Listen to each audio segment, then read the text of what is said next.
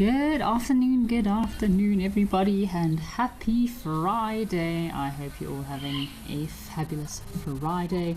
We have started over in Botswana at Akwena with so many zebra. Always delighted to start off with some zebra. This has been quite a cool new location to explore this week. Lots of zebra, lots of elephant activity.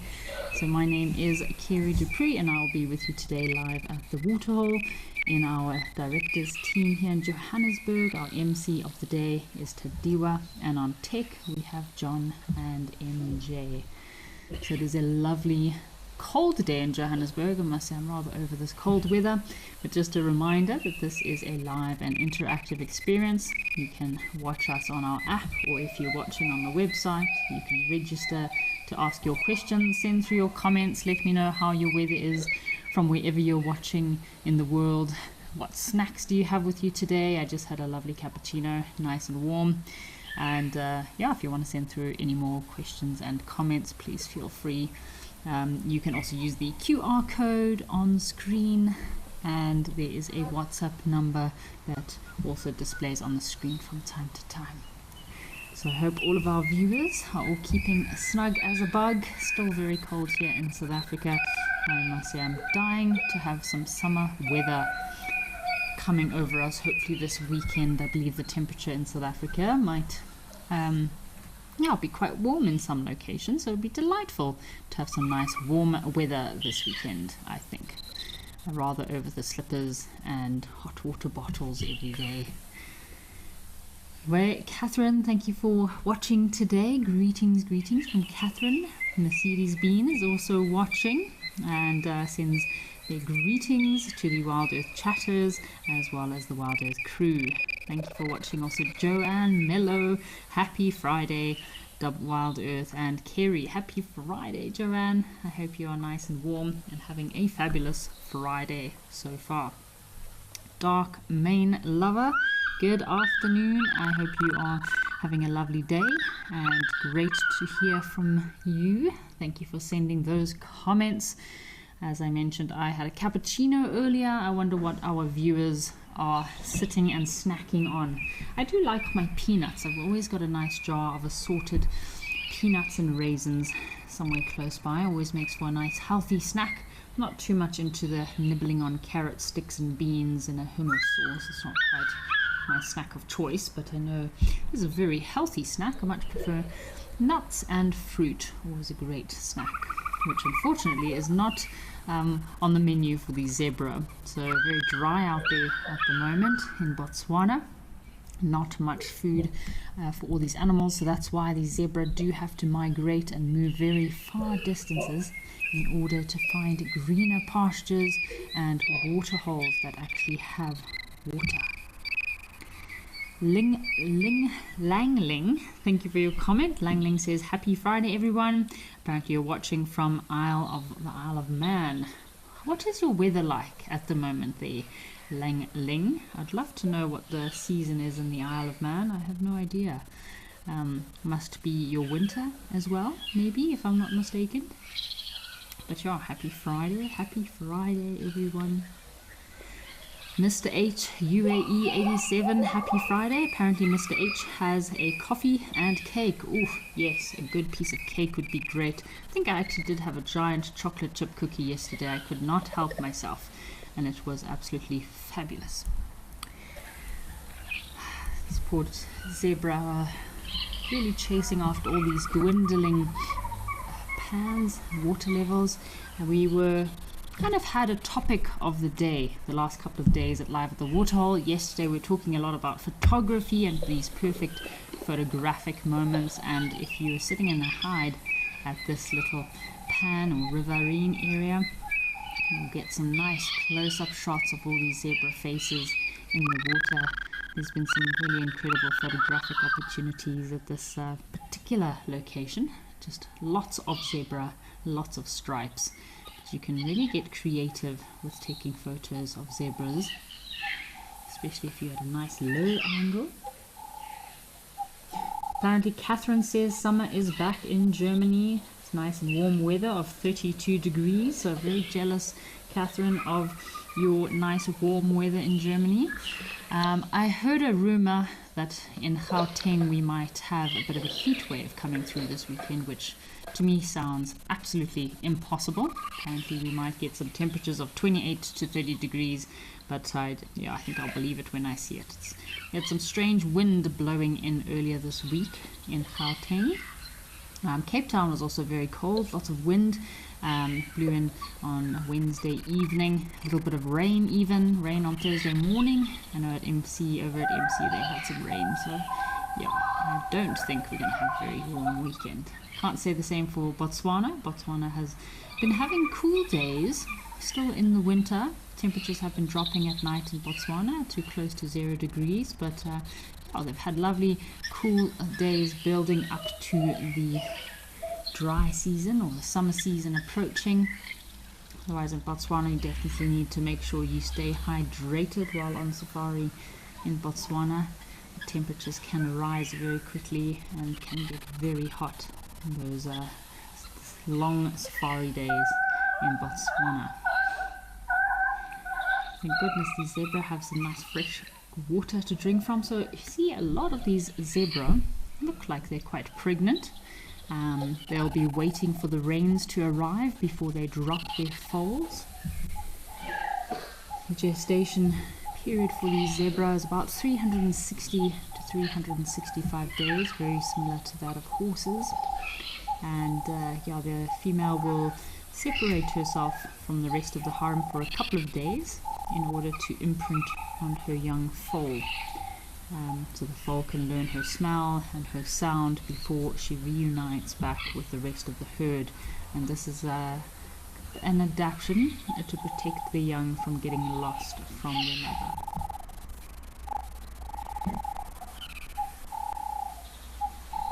So it's really awesome to spend so much time watching these waterholes. You learn so much about animal behavior. It's just also special to sometimes pay attention to the interactions of individuals, to see their behavior, their mood, how they interact with different members of a different group.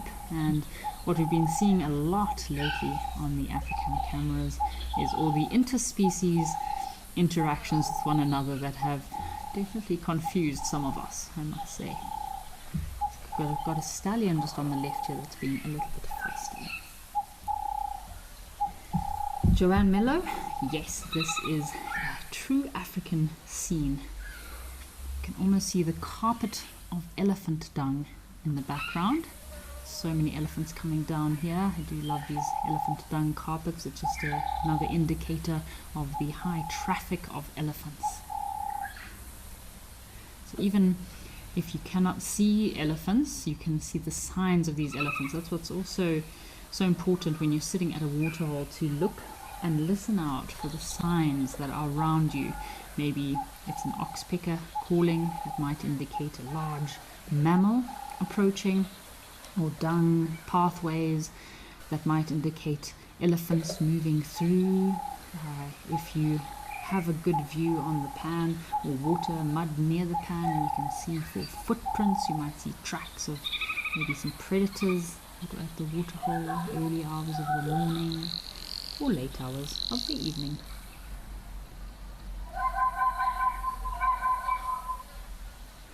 So Brian has sent through a comment. Greetings, Brian. Apparently the sweet serenade of birdsong in the background is music to your ears. So I agree with you there, Brian.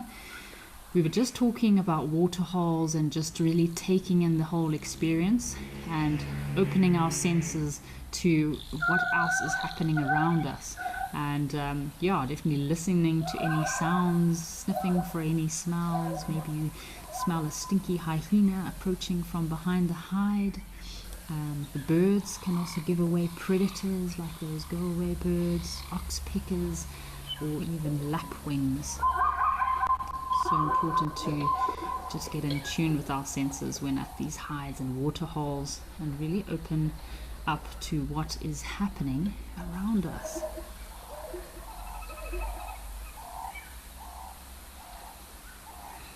So Ari is joining us today. Apparently your wife has her birthday, so you will only be here for a short while. But good afternoon, Ari, and thank you so much for joining us, even if it is only for a short few moments. And happiest of birthdays to your darling wife. I hope that she has a fabulous day and filled with love and laughter.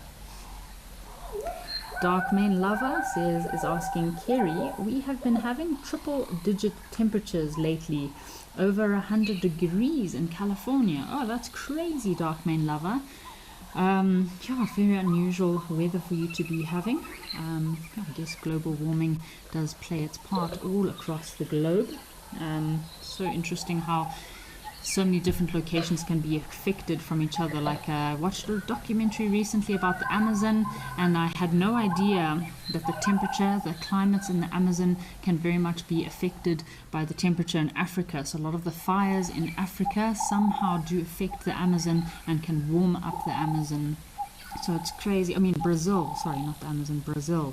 So it's incredible how different things happening all over the world do impact and affect each country. So all the best with your very strange weather there, Dark Main Lover, in California. So Melanistic Marble is saying, hi Deb D, and asking, what is this, a water feature for the zebra? So Deb D, this is not necessarily a water feature. It's probably just the a water pump, so where the water is coming out into the pan. Obviously in the rainy season, when there's lots of water around, there would be larger pans of water here. But as the dry season has approached us, all these little water levels and pans will definitely dwindle and deplete. So this is the main outlet of where the water is coming to try to fill up this small pan as much as possible. So Mr. Elemental has sent through a comment. I wonder if the wild dogs will bite the water like a domestic dog does with a hose pipe. So Mr. Elemental, I don't think I've ever seen wild dogs biting at water like our domestic dogs do. Wouldn't surprise me. I have seen zebra and giraffe kind of biting at water like our dogs do in our yard. So a lot of similarities between wild and domestic animals. At the end of the day, all animals are derived from wild creatures. So lots of natural instincts coming in there.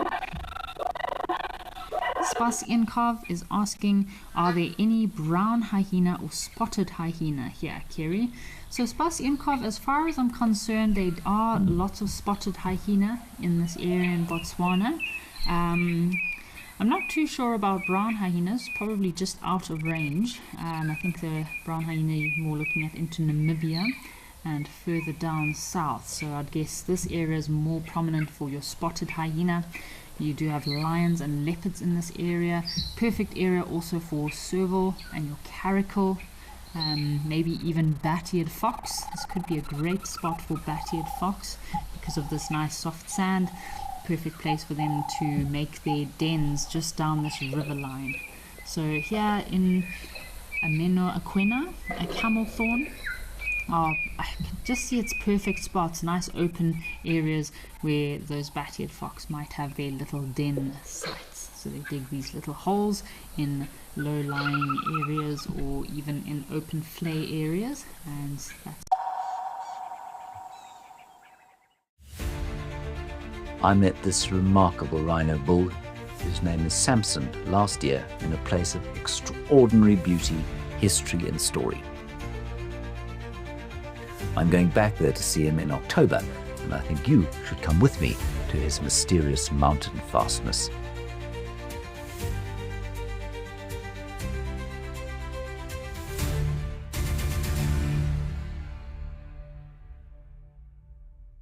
At Wild Earth, we believe every story has the power to create change.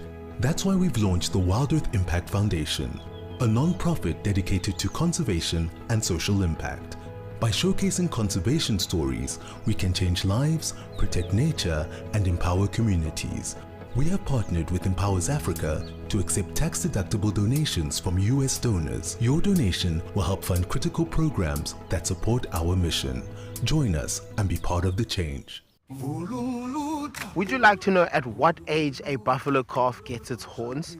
These are questions that you can ask me in real time. Our safaris are live and interactive here in the heart of Africa.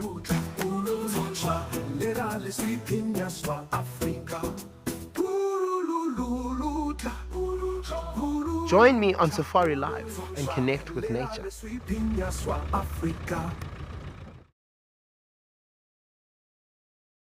Welcome to Safari Spotlight. We'll be And you pretend like you're a salesman, eh? Got no idea what's going on this reserve. Expecting the unexpected. Are we stuck down there? What am I trying to do? So we have another giant of Mabula. That was incredible. This is unbelievable. It's going to be a spectacular afternoon.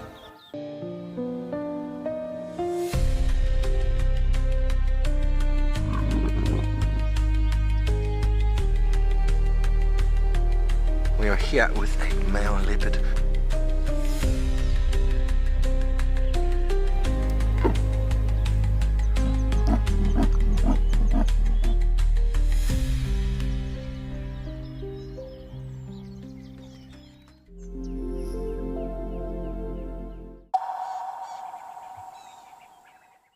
So Jasmine, generally most wild animals, just like us humans, would rather drink nice, clean, fresh water than old, stagnant water. So even the zebra will be congregating around that water source in order to get nice, fresh water. Same as the elephants. Elephants are very well known for actually, even in some cases, ripping up pipes. In Botswana, there's a few areas where there's some main pipelines along the highway, which travels through the country, where the elephants every couple of kilometers have actually ripped up those pipes in order to drink the fresh water that is beneath. So yes, most animals will prefer to drink fresh water, but elephants can also hog these water sources as well. I'm sure, just like we've been watching over at Eldonio, those big elephant bulls hogging the water source.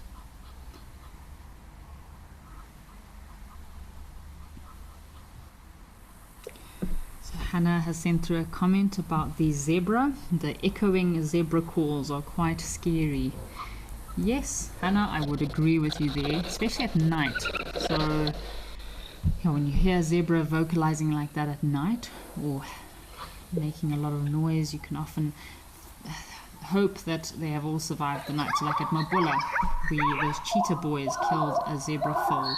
And that poor female zebra, she vocalized for almost 24 hours still, calling and running around and calling, looking for her little one. So yeah, it can either be a contact call or a female trying to locate her foal, or a distress call if an individual has been separated from the herd.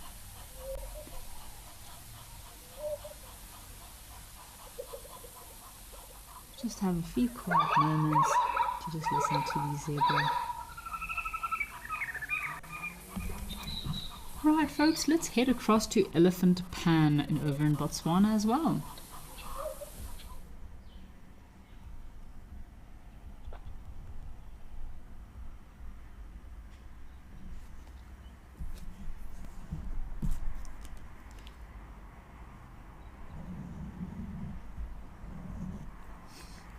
So we have some visitors at the pan, a couple of older elephant bulls.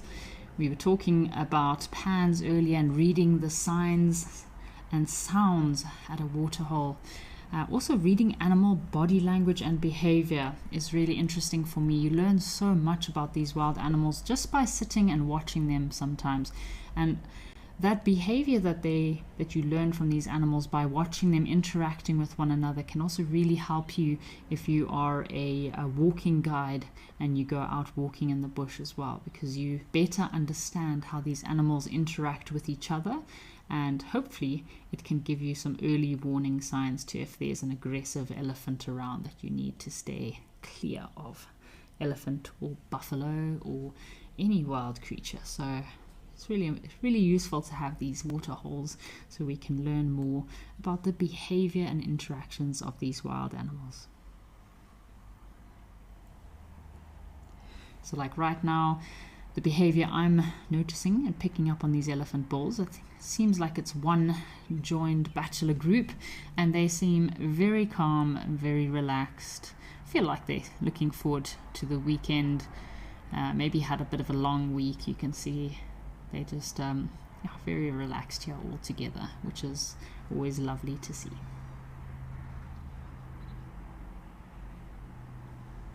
Alicia Demery has sent through a comment saying this is magnificent. Yes, it definitely is, Alicia. I saw some photos the other day of this elephant pan. So this pan is located in front of a lodge that used to be called Hyena Pan. They recently changed the name to Elephant Pan. I saw some photos the other day of this pan completely flooded. So if these elephants were at this pan at the time, they'd probably be almost completely submerged in water. This water went all the way to the decks of the main lodge and to the rooms. It's completely flooded with water. So it's amazing to see how the water levels over the years can fluctuate.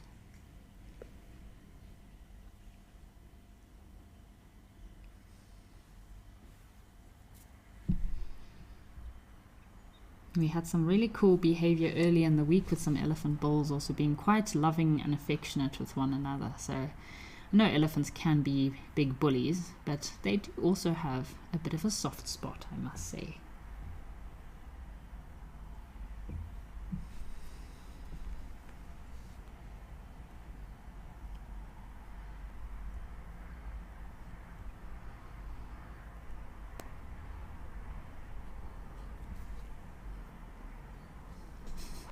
This big bull is hogging the water. So we have a question from Des.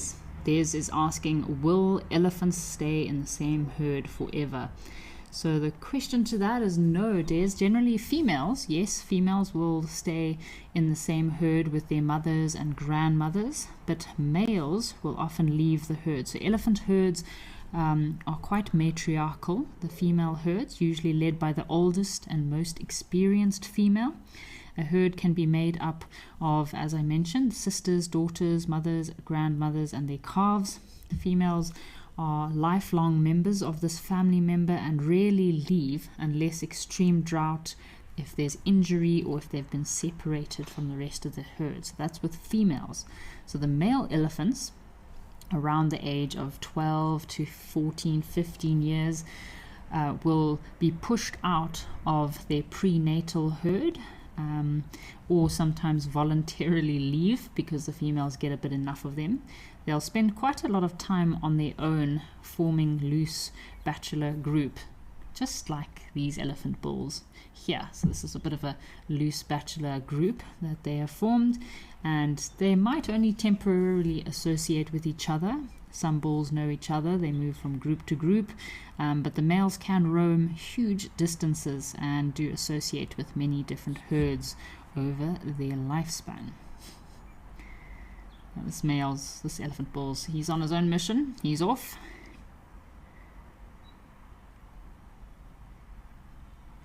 So EJ is asking, is that elephant blowing bubbles for fun or to aerate the water? So EJ, I'm not too sure. Sometimes I just think elephants do like to play with water. Elephants are water lovers. They do love water, and surprisingly enough, elephants are also very good at swimming. But sometimes what elephants do that I noticed, if they've drunk from a pan or a water source that might have been dirty, or for example they were splashing themselves with muddy water, they will often then suck up water into their trunk and clean out their trunk before they then go and drink. I don't think I would like to drink muddy water that I used to mud bath myself, and use the same trunk to then drink from. It's like if you have a dirty straw that's full of mud and then you instantly go and drink some nice clean water.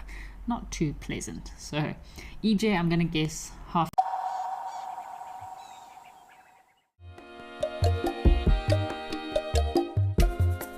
My name is Amy, and today we're going to be doing things a little bit differently.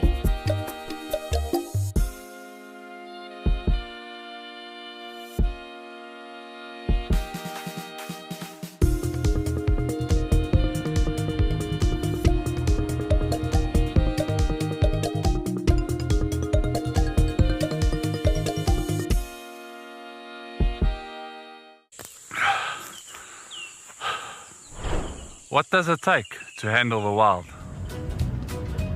Balance. Determination. Focus. Yaku!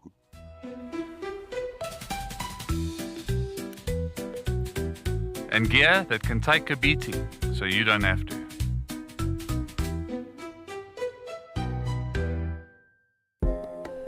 Would you like to know the difference between a male and a female wildebeest? You can ask me questions like this in real time. Our safaris are live and interactive here in the heart of Africa.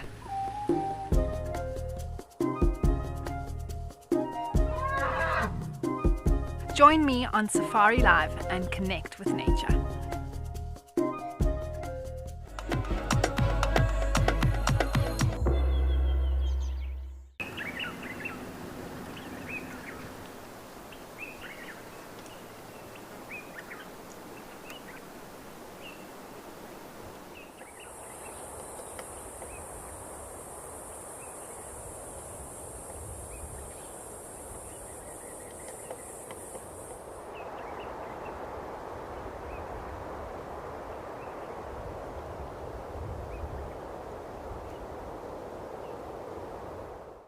If you love watching Wild Earth, here's a little tip.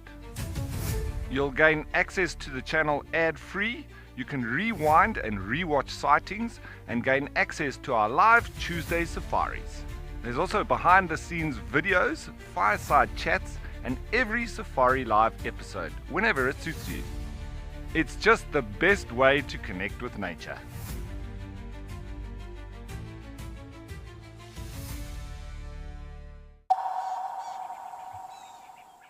Males, ossicones often very thick, bald on the top, arching outwards, and sometimes in males they are a lot darker. So the males do often have these bumps, extra bumps and lumps on their heads. So have a look at this male. He's got quite an interesting extra lump, which is called a median lump, sometimes a third ossicone, and it's basically like a weapon built into their skulls to help protect them when fighting, forming a huge formidable tool that they use as their heads when fighting.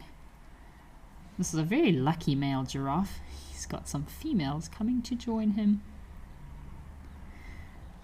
So this male giraffe is also practicing phlegm and grimace. We were talking about that yesterday.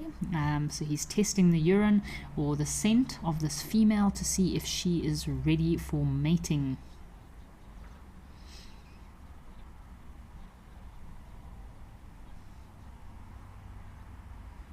So giraffe are like waterhole sentinels, or the lookouts of waterholes.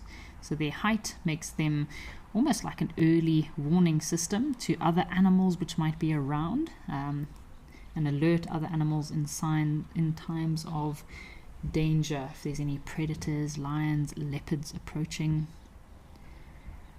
So always pay attention to the giraffe. If giraffe are staring off into the distance intensely, they might be looking out for predators that are in the area. This is a very cool sighting here. This female giraffe on the right has got very fluffy ossicones.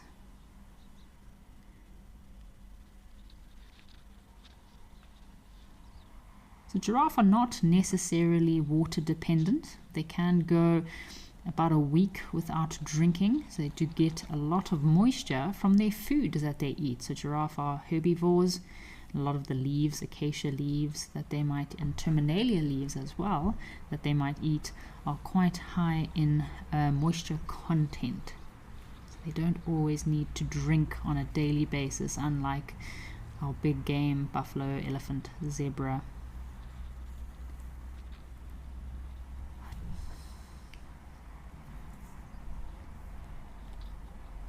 It is very, very special to be watching these giraffe having a drink.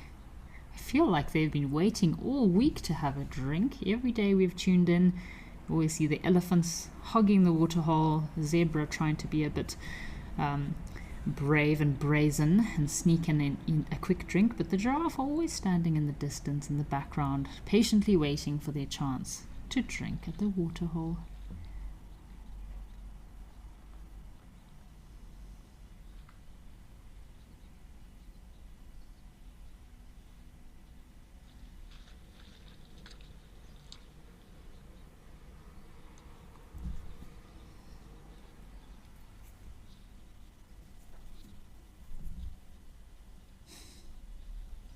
just keep coming.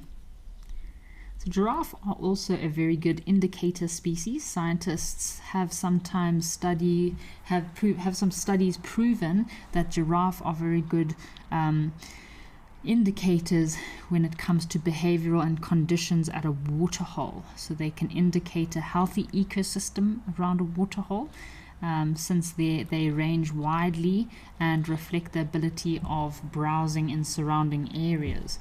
So yeah, talking about indicator species, and giraffe are often quite a good indicator species at a waterhole. Seventh heaven. This is like heaven watching these giraffe, isn't it?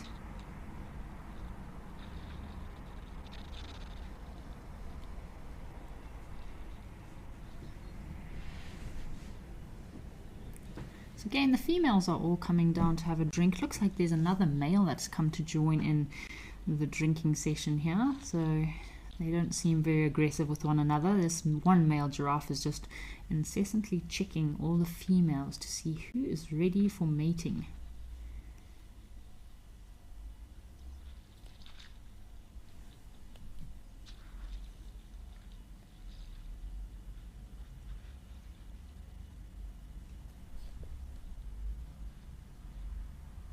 So we have a question from JC.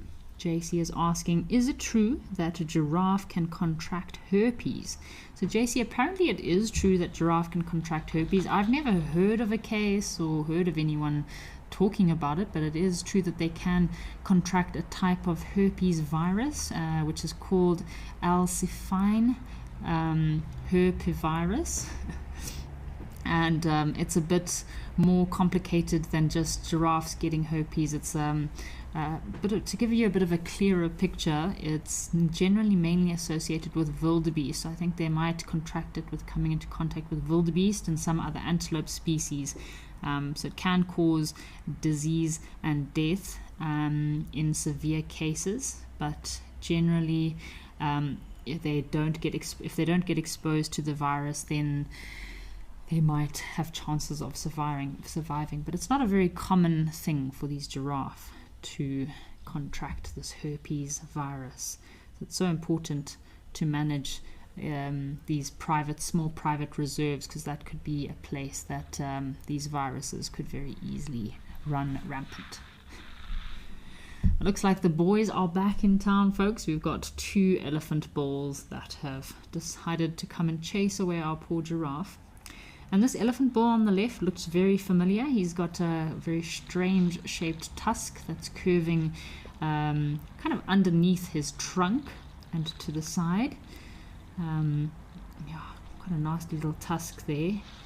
Not very useful to this elephant. Might hinder his ability to fight with other bulls. And he's also got a very tatty ear. Dark mane lover, yes, it was beautiful to see those giraffe. Lovely to have a few quiet moments with the giraffe at the waterhole before the elephant bulls come back and chase everything away.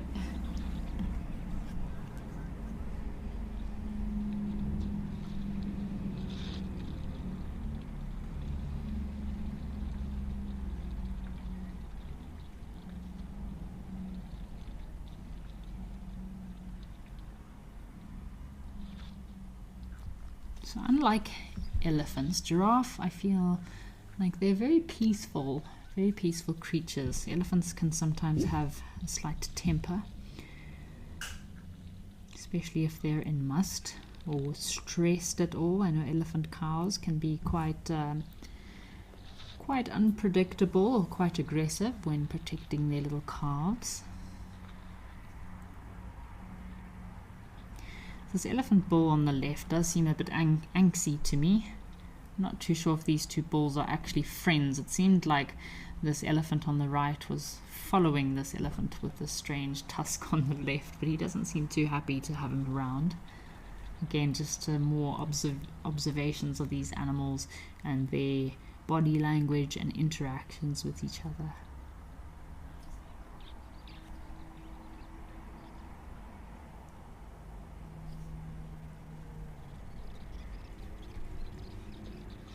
See, his ears are up and he just seems a little bit frustrated or frazzled. Again, he's got some liquid coming from his temporal glands, so he could be a younger bull that is in must.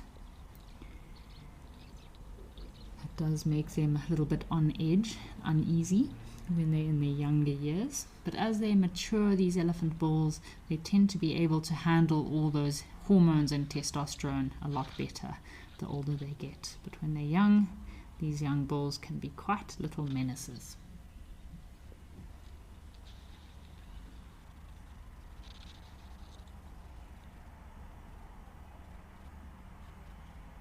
And I'll just have a bit of a quiet moment to enjoy the scenery. Hopefully these elephants don't chase our giraffe away.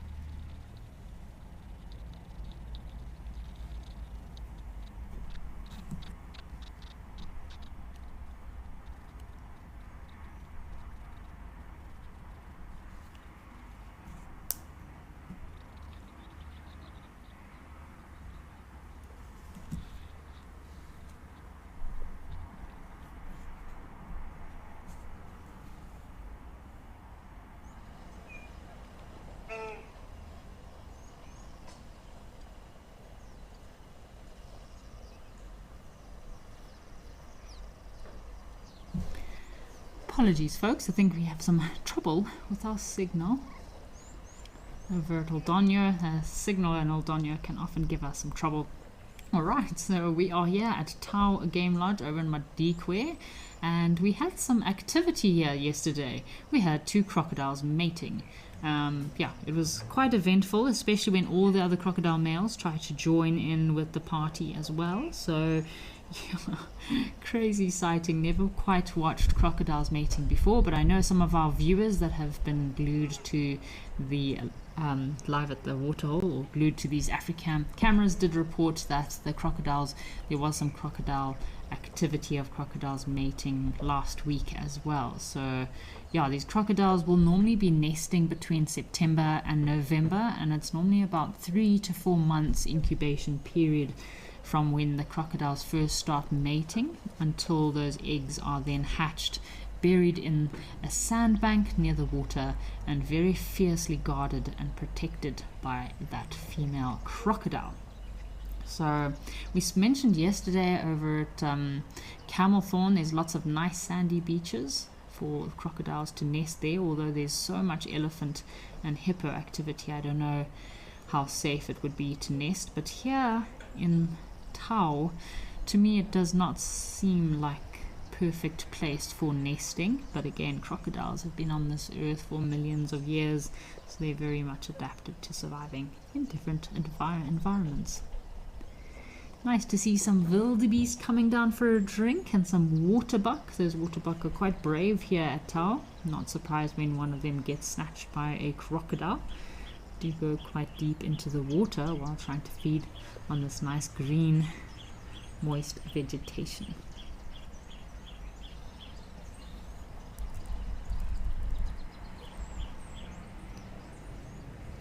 So I did watch a crocodile ripping apart pieces of a little waterbuck last year, so there's quite a few crocodile kills that I've almost witnessed. So I had that crocodile and the waterbuck where I think the crocodile was trying to get away from the other crocodiles, and he was trying to eat this poor waterbuck. Shame, poor thing. And last year I also witnessed on live at the waterhole a crocodile that had caught a wildebeest, but unfortunately the water was too shallow for the crocodile to drown the wildebeest. So that wildebeest managed to live to see another day. Very lucky chap, I must say. So we've also got some zebra out there and some impala. Some predators you can expect to see here. No, there's a pair of cheetah and some lions that do frequent this pan. Oh, here's our crocodile friend. I think this was one of the crocodiles that was involved in the shenanigans yesterday, the mating shenanigans. It's quite a lighter coloured crocodile, a bit lighter than the other individuals.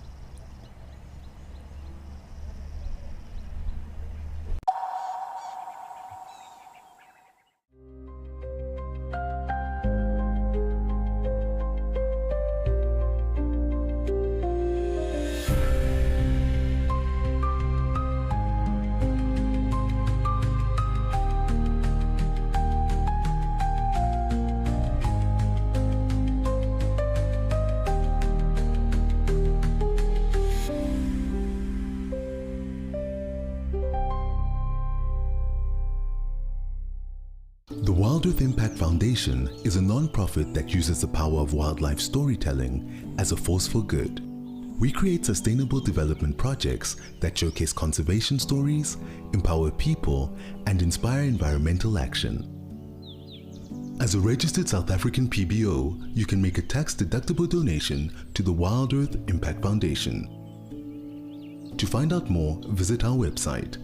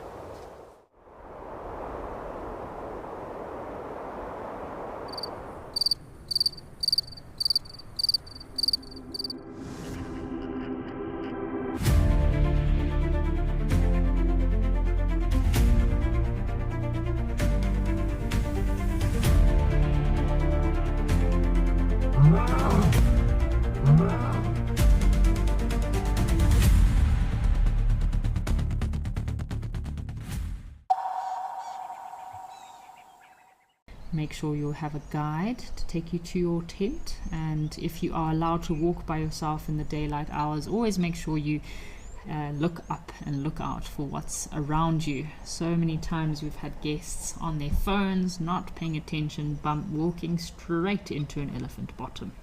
It's not the best way to end a safari. I'm just looking at what these waterbuck are up to. As I mentioned earlier, I'm really surprised by how brave these waterbuck are, being so deep in this water. But actually maybe the water is quite shallow, and that's why the waterbuck are confident that the crocodiles won't take a chance to make a kill. But I think I would still be petrified to be anywhere near this water with those giant crocodiles. Lots of great birds out there today. I'm seeing some red-knobbed coots. Could be black crake just by the waterbuck on the left. Some common moorhens, or I think the new name is Eurasian moorhens. Did see a crocodile lying on one of these grassy patches, blending in very well with his mouth open.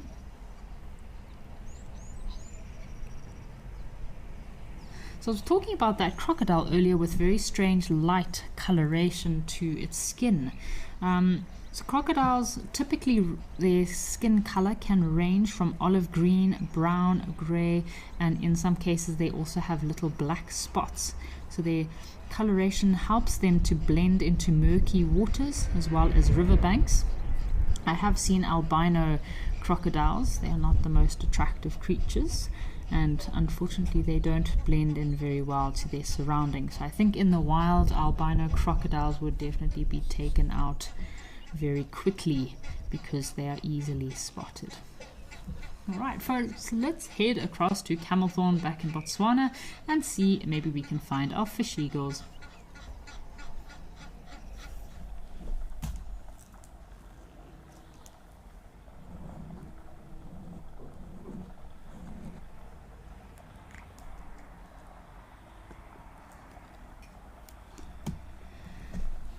Here at Camelthorn, we were just talking about how this location has the perfect crocodile nesting banks, although there's a little bit too much elephant and hippo activity here for a successful nesting to take place. So female crocodiles will often have their nest close to the water. So yeah, it would probably be a bit tricky, but I'm sure this is, for me, a much more productive nesting site for crocodiles than over at Tau. Not seeing any crocodiles here, but definitely lots of hippos having a nice sun basking moment. I'd love to be a hippo right now, lying in the sun, taking up some vitamin D.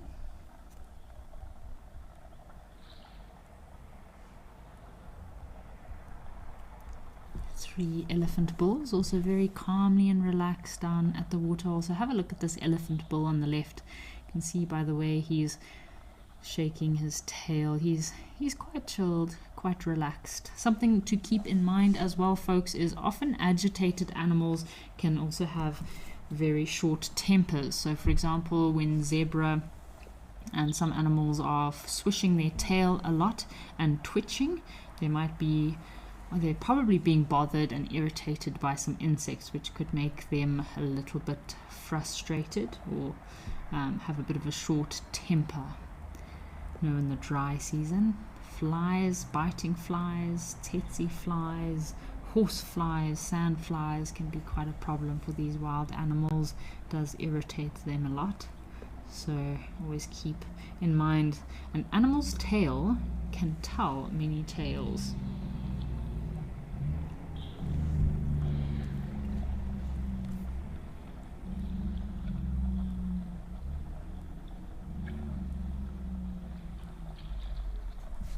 So it's really cool to see so many hippos out here in the water, because generally hippos will spend at least 16 to 18 hours a day submerged in rivers, lakes and waterholes, and only a very short period of time out in the sun. But I think hippos do spend a lot more time in the sun than we give them credit for, especially if they're working on those summer bikini bods. Darkmane Lover says that they love the Ellie and Hippo combo sighting. Yes, Darkmane Lover, this is a very cool combination sighting. I think I could sit at this waterhole for hours, because when there's no elephants here at this waterhole, you could get some bushbuck. This perfect environment also for kudu. You can imagine you're getting some kudu, bushbuck, impala all coming down when the waterhole is a bit quiet. There's not too many elephants. Also having a scan for our African fish eagles. So there's a pair of African fish eagle that hang out at this waterhole.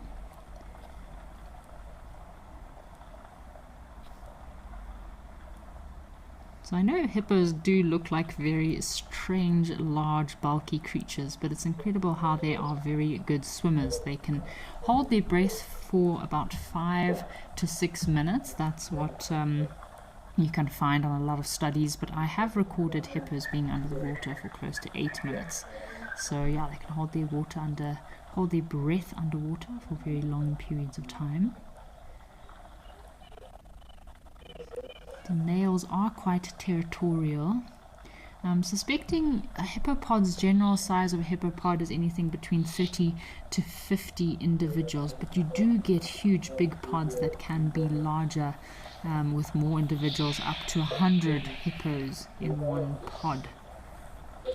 Just scanning for our fish eagle, see if there's anything else out there. Oh my goodness, what? Is that a hippo? Okay, I thought it was another cave. So we've got our hippo crocodile cave that the hippos and crocodiles do share. I think they have a bit of a timeshare on that cave going. And then we've got a crocodile and a very round hippo bottom. It's very strange. This hippo could be practicing a bit of geophagia here. You could be eating some sand, trying to get some minerals. And if you're ever on a walking safari, always be very careful and wary of hippos. As you can see here, lots of hippos out the water, and hippos can actually run quite fast, up to 30 kilometers an hour over a short distance. So hippos don't like to be separated from the water. So if you get in between a hippo and the water, you are in a very, very bad place. So also when you're camping, make sure never to put your tent on a hippo path unless you want a very rude awakening. Where are those fish eagle.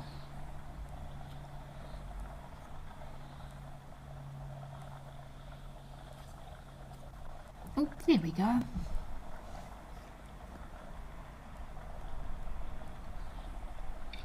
Yeah, the other day we waited patiently and we got the fish eagles duet calling with one another. So very cool to see this pair of fish eagle here. Very much recognizable by their white head and their kind of darker chest and body. A very powerful black wings. They do have that distinctive call, which is a very iconic sound of Africa. It almost sounds like a loud howling echo over rivers, lakes and dams.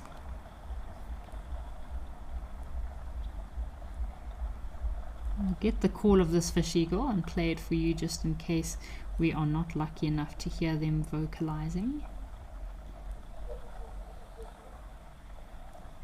Righty, so here's the call of the African fish eagle for you to have a listen to.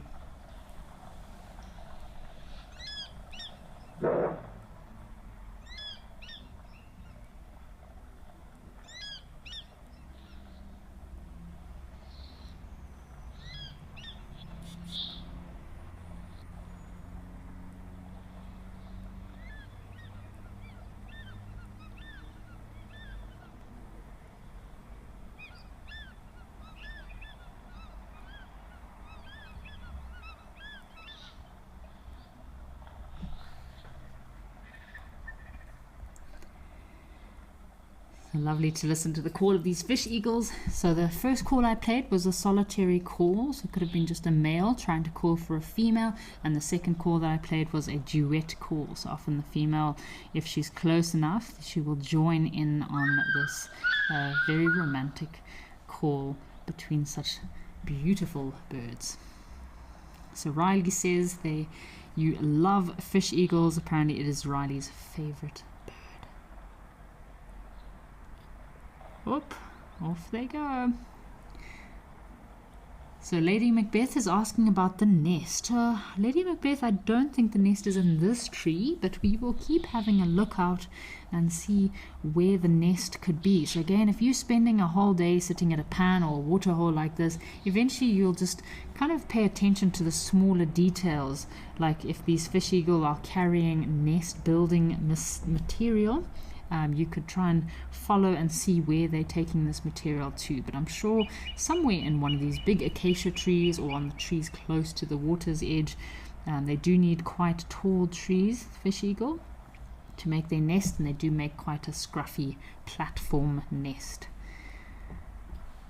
Wildlife Lady is asking or mentioning what a lovely fish eagles these are and how you love their call. So yes, Wildlife Lady, very, very beautiful birds, very beautiful large birds of prey, and yeah, listening to their call is very special.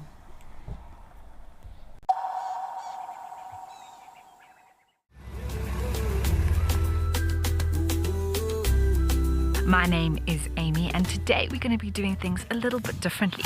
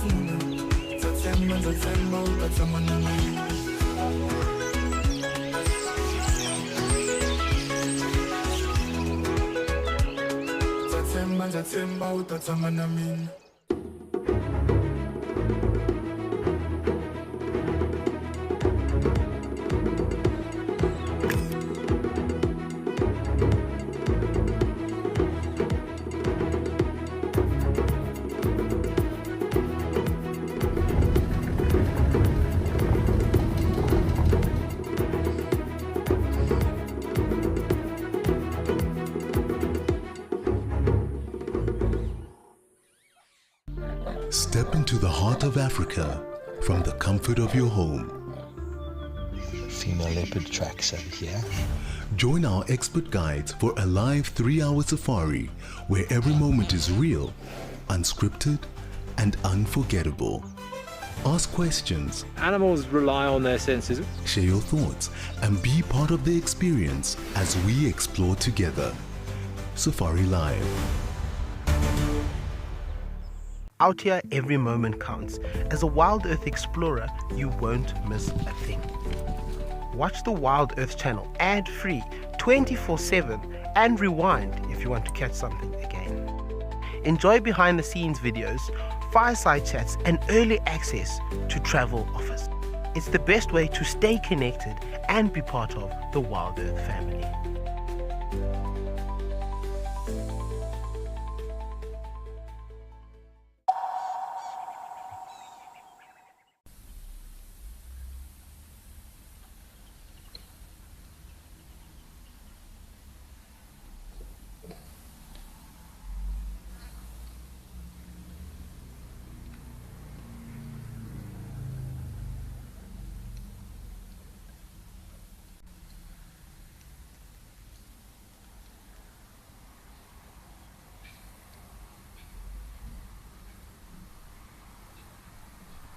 Yeah, as I mentioned, it'll be difficult to do a walking safari in this area. It's just so busy and you've got constant animals coming in and out, so it'd be good to come and walk and sit and watch from afar, and then if the animals move off and it's safe and you're not disturbing anything in this vicinity, then you can come down and have a quick scan for any tracks.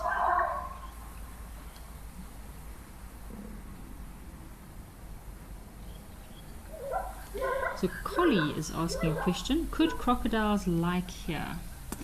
I think, live. So Collie's asking, could crocodiles live here? So Collie, just over at Camelthorn, you see there's lots of crocodiles at Camelthorn, and it's kind of very similar habitat.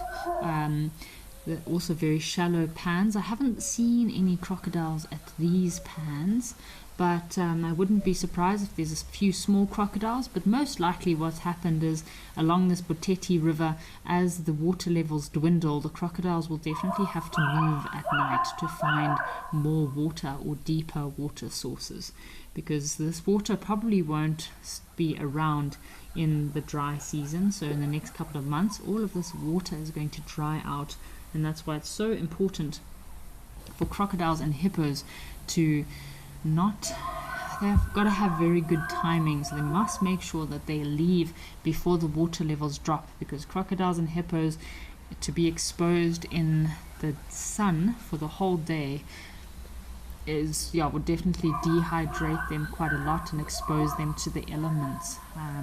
Lions and leopards are also quite well known for maybe hunting crocodiles that are exposed and are not in a waterhole. Lions can even hunt hippos. So if there's a big male hippo that is at a waterhole that is now dried up, he might also be susceptible to being taken out by lions, a pride of lions. So the water is their safety, it's their safe place. So they really do need to make sure they move. So hippos can move for 20 to 30 kilometers at night for grazing or to move waterholes. I know of one hippo that actually must have been about 55 kilometers. This one hippo walked from one pan to the other because his pan was drying up.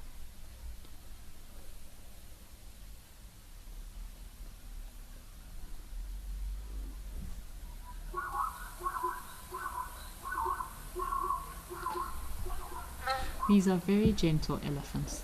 They seem very calm, very relaxed.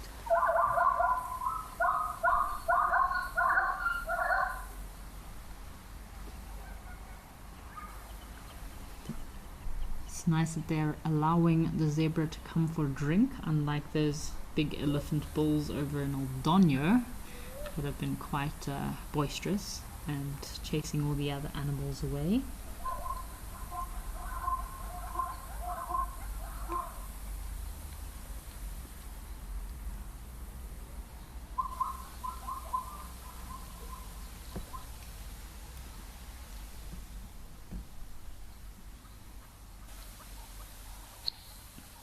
So interesting, we're seeing this pan and all these areas in the dry season, but in the rainy season, when these locations are completely different and thick with green grass, zebra are often very important during that time. So elephants do arrive first and can be the first grazers in these very thick areas.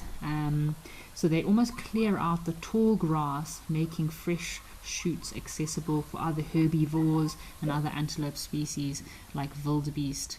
So I know it's hard to imagine some of these locations once they've received a lot of rain. They completely transform and become these green oases, and that's why when the zebra come in, they help to cut off that very tall, thick grass and making it accessible for other antelope to come and eat.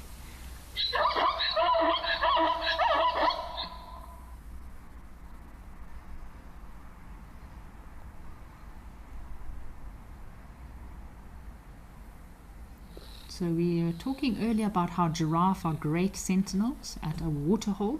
Same with zebras. Zebra do have excellent eyesight as well as a sense of hearing. They can rotate their ears quite well in order to hear around them while they're drinking. So that does make them a very good early alarm system for predators. So the loud alarm call from a zebra can very quickly frighten any other animals away from the waterhole. So same as baboons, vervet monkeys, impala, so all these antelope and animals kind of have a bit of a commensalistic relationship when it comes to drinking or feeding in the same area. If one of these species alarms or vocalizes or has a distress call, the rest of the animals will then be alerted and might save the life of a fellow creature.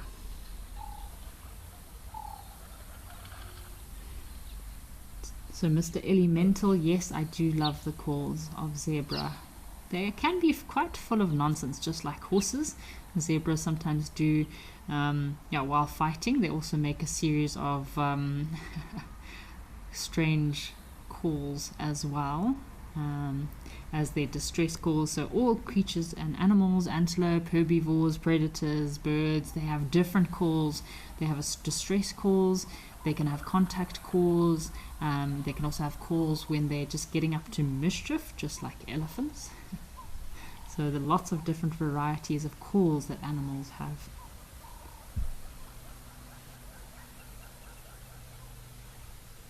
So Tim Russell is asking what kind of small birds are found around the water edge here in Botswana. So Tim, the birds I've been seeing a lot here in Botswana, just from these our locations we've been watching. So as you can see flying in here, you'll get lots of your doves, ring-necked doves, emerald spotted doves, laughing doves. I do see a lot of blacksmith lapwings, maybe if you're lucky a few little three-banded plovers, and sandgrouse. You'd get quite a few different sandgrouse species at these waterholes in Botswana. And what's quite cool about sandgrouse is they come in little flocks. They do make quite cool sounds as they come in. I do love the sound of a sandgrouse at a waterhole.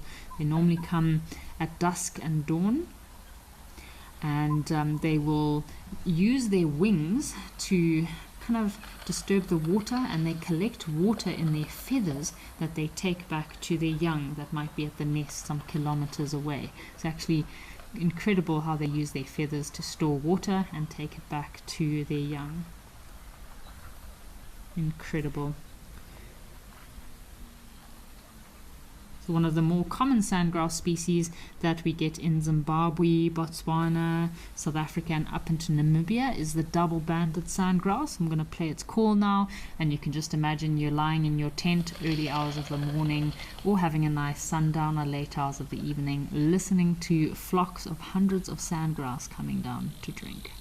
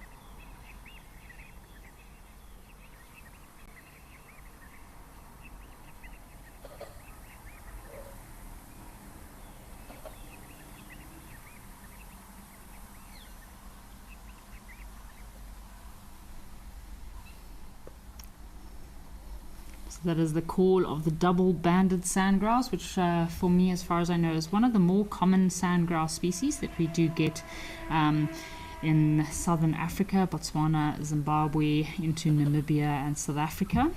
One of the sandgrouse I still have not seen, which I'm dying to see, is the yellow-throated sandgrouse. It does occur in parts of Zimbabwe, Wangi National Park, up into Botswana. But yeah, yellow-throated sandgrouse would be very, very cool. And then, of course, over in Namibia, you have more commonly are the Namakwa sandgrouse. Very cool little birds that come down to drink at the waterhole.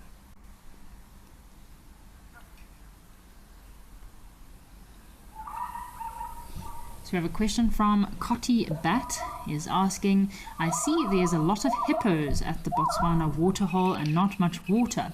Is there a water pipe to assist from preventing it to dry up? So Cotty, yes.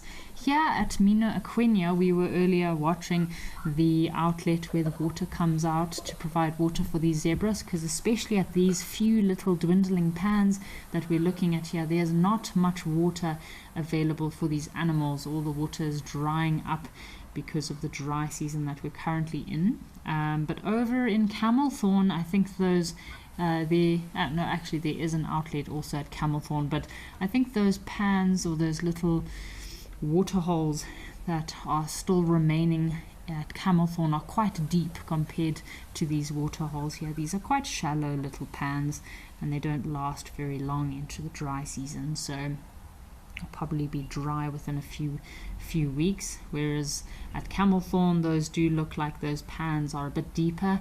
They might hold water a little bit longer into the dry season. Let's have a look at this female zebra's body language. She seems a little bit skeptical and pregnant, but with a round belly there. She seems quite skeptical to come in to drink. I don't know, maybe she feels like this elephant bull is giving her the side eye. So we've got the blacksmith lapwing on our left here. We had some questions about birds and birds at pan, so you can see him clearly there. And I think I also saw what could be a crowned lapwing moving across to where our elephant was. Again, you see this female zebra's, she seems a little bit agitated. She's not quite relaxed. Of course, she is a pregnant female, so that would put her on edge even more. But yeah, she's a little bit nervous drinking there by herself. Alrighty folks, let's head across to Oldonyo and see what has arrived in Kenya at the waterhole.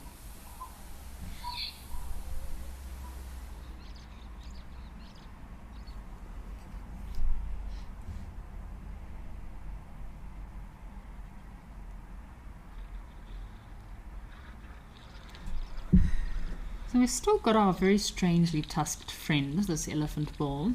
I think we need to name him, folks. Can you help me to find a name for this elephant bull that has a very peculiar tusk? So his left tusk actually curves underneath his trunk. So if we have any of our viewers that have any suggestions for some names, I think we need to give this elephant bull a name, because I've seen him quite a few times at this pan. You can use the QR code on screen now to send through those comments of what do you think we should name this elephant bull. I think this is probably my third or fourth time seeing this elephant bull here. It's my first time seeing him on his own, which again is quite interesting.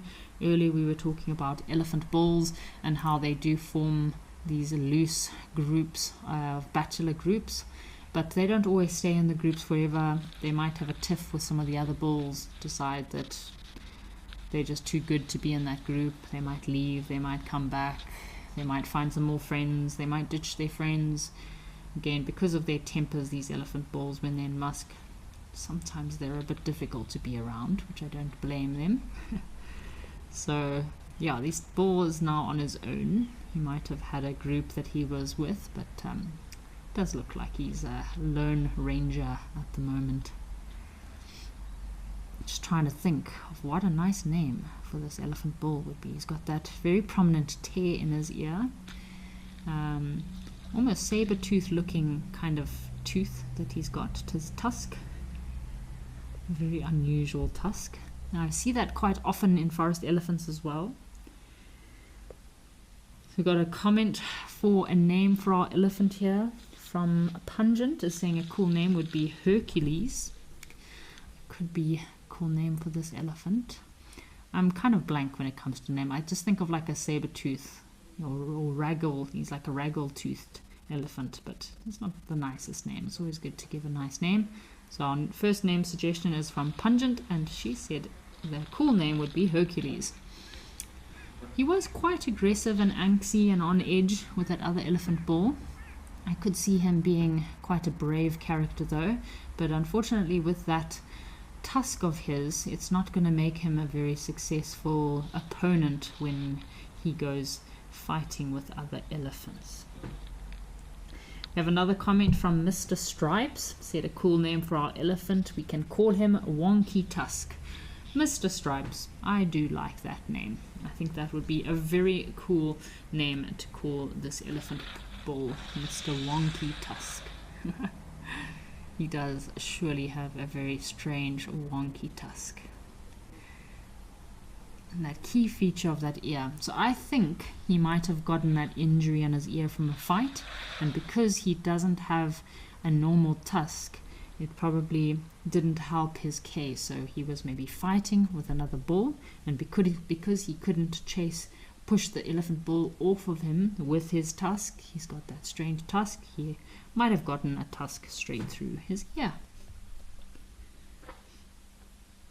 So Mr. H, Heavy H, has sent his name suggestion saying Guela. Guela could be a cool name. So we've got 3 name suggestions so far. Please send through some more name suggestions. If we have some good names, I'll put up a poll and we'll see if we can get a decision on a name. So first, this is our 3rd name suggestion is Guela. Then we also have Wonky Tusk and Hercules.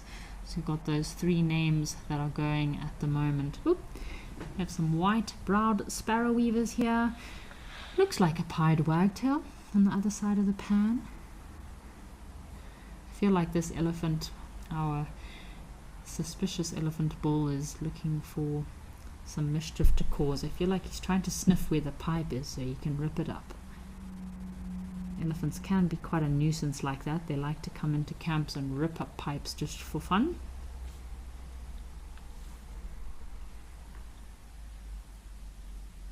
We had some guinea fowl the last 2 days, which was really lovely to have some helmeted guinea fowl coming down to the pan.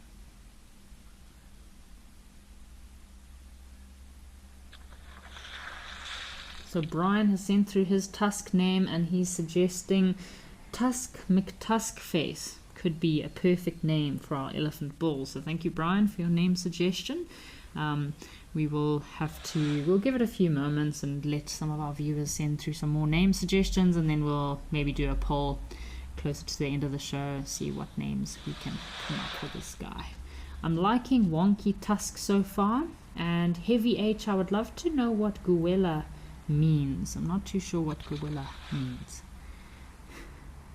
See this elephant bull, he's kind of playing with the water with his trunk here. He's just having a good time now.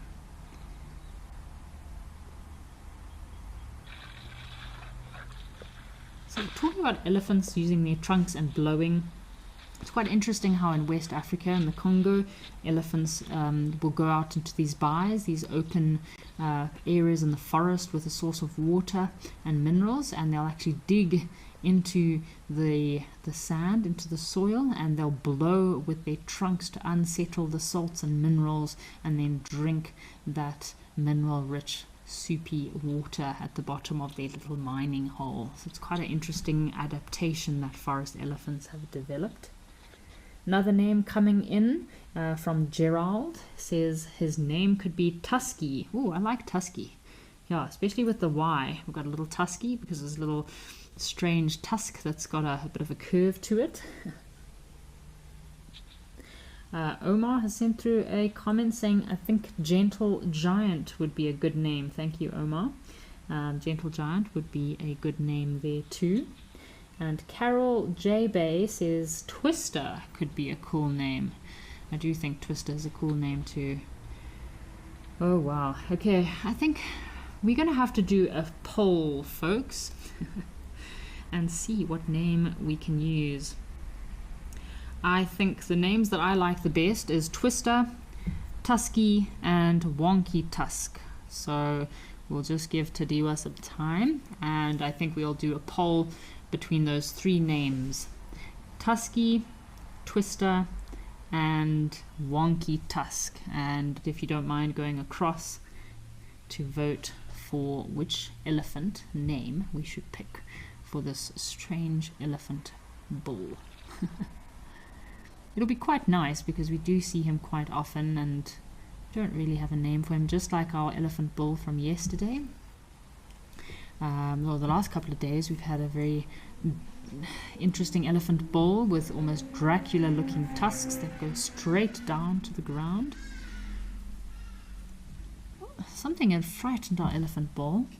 The zebra also seemed a bit nervous. Again, there's a perfect situation, like I spoke about earlier, about watching and monitoring the animal's behavior. Animals can also help us to pick up on predators early as well. So that elephant just took off. He was frightened by something or disturbed by something, or just got a bee in his bonnet. The zebra seemed a bit skeptical too.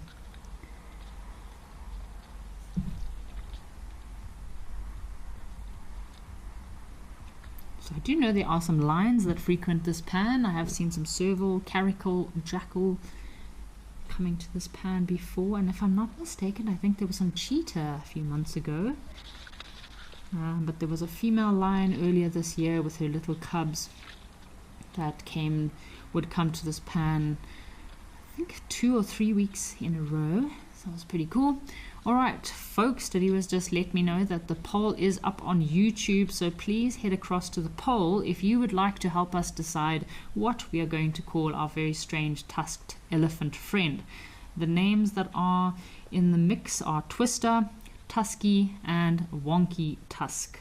I will share with the other naturalists that normally use Live at the Waterhole, or take you for Live at the Waterhole, so that we all get to know these individuals. So see, the zebra are very nervous. They're looking around. Maybe they just were slightly startled by that elephant that took off, or maybe there is a predator in the area. Again, that's why it is so important to have all these different species at a waterhole. Generally you have monkeys in the trees, acting like little aerial sentinels looking out. You'll have the giraffe, but also very tall, have a different angle. You have the zebra, great sense of sight and hearing. Oh, and our elephant friend is still around. I feel like he's eavesdropping. He's waiting to listen to see what name he is going to be given today.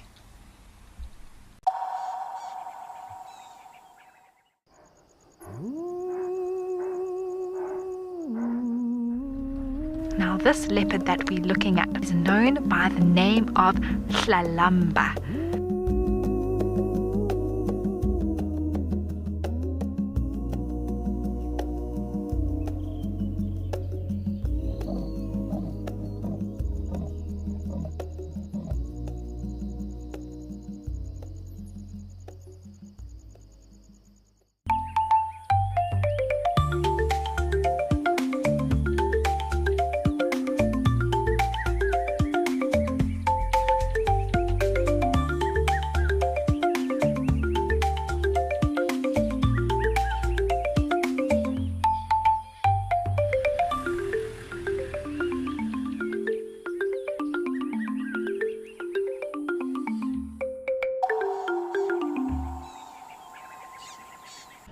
My full name is Cedric Leslie Dold. I grew up mostly here in the Lowveld. I grew up here pretty much on the southern side of Kruger National Park, a place called Marloth Park, for most of my years.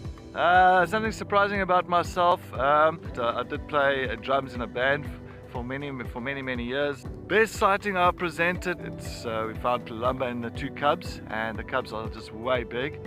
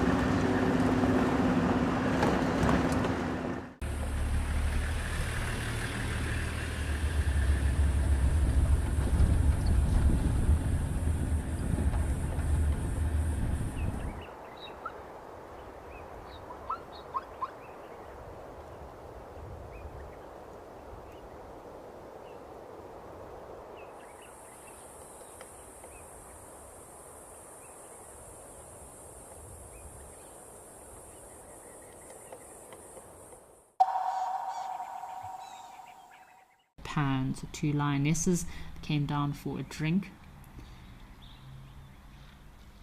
So this Nyala has every right to be a little bit nervous because, for example, there's nice thick green bushes for a lion to be hiding in, and yeah, if that Nyala gets too close, might end up on the wrong side of a lion. Do have our residential woolly neck stork that's still hanging around, a little elephant that is suckling from his mother. Isn't that adorable?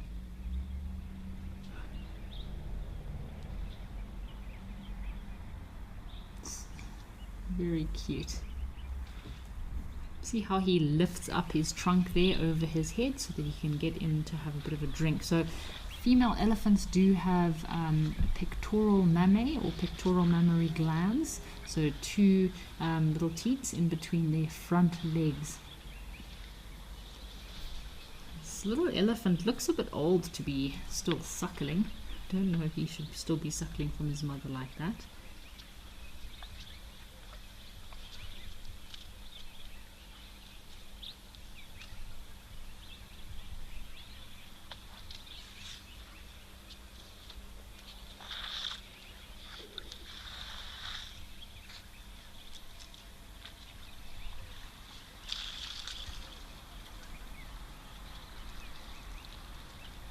So elephant calves are very reliant on their mother's milk.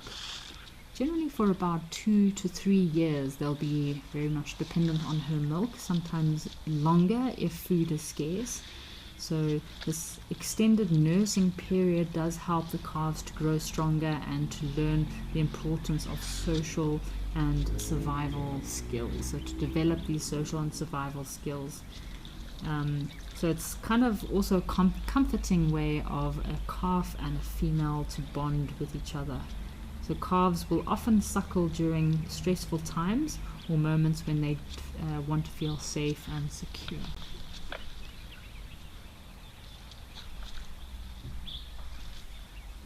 There are some elephant bulls also, nice big elephant tuskers here over in Tau. Very good genes and genetics for some nice big elephant bulls. We've got a question from Lucy. Lucy is asking, at what age will the baby elephant stop suckling from the mother? So generally it's about, I'd say, the age of 3 to 4 years old, generally. But as I mentioned, sometimes in times of drought or lacking of food, the mother might still allow her youngster to lactate for longer. So they start eating solid vegetation at about a few months old, but mostly they'll be playing around with the vegetation, kind of looking and watching, learning from other individuals in the family or their mother, so they can learn how to, 1, use their trunk, and 2, what kind of food to eat so that they don't make themselves sick.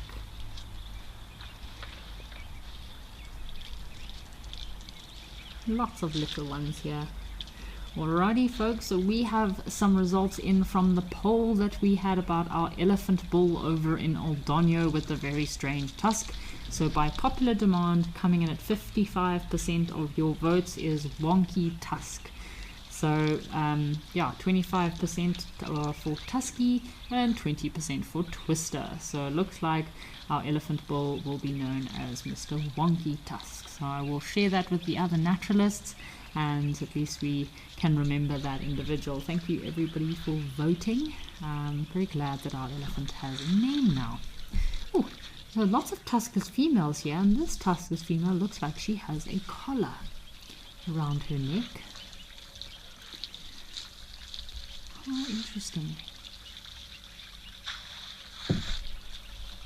So these floppy, these elephants with the floppy ears. Oh, shame, this one on the right looks very tattered and ragged.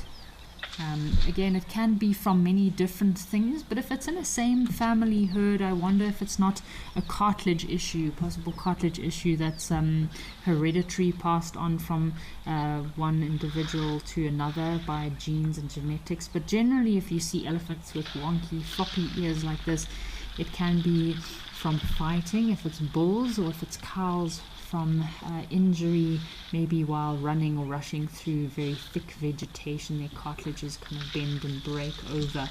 But if it's a few individuals in the same family group, I would not wonder, maybe it could be some sort of cartilage issue or deficiency that causes weak cartilage and thus resulting in their ears flopping over.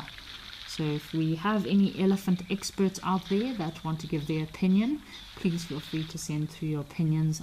That would be my guess, is if it's a few individuals, cows in the same breeding herd, could be some genetic deficiency that's hereditary and passed down from one generation to the next. So here we go, have a look. So she looks like a very old matriarch. And there's our individual, tuskless individual with a collar. So I do love tuskless elephants. We did a documentary in the Congo, which I helped with from the segment Secrets of the Elephant. We did the forest elephant segment when I was in the Congo, and the star of the show was a little female elephant, tuskless elephant, that we named Tuskless Tammy, just like this female. Tuskless individuals can often be very spunky and full of spice and energy. They sometimes have to be a bit aggressive to make up for their lacking of tusks. So do be careful when you're on a game drive. You see some tuskless females, sometimes they have big attitudes to make up for their lacking of tusks. Whoop! Some commotion just happened in the back there. Someone was not happy. Do you see that one female look like at the back? Just took off and started running into the thicket, chasing the other elephants.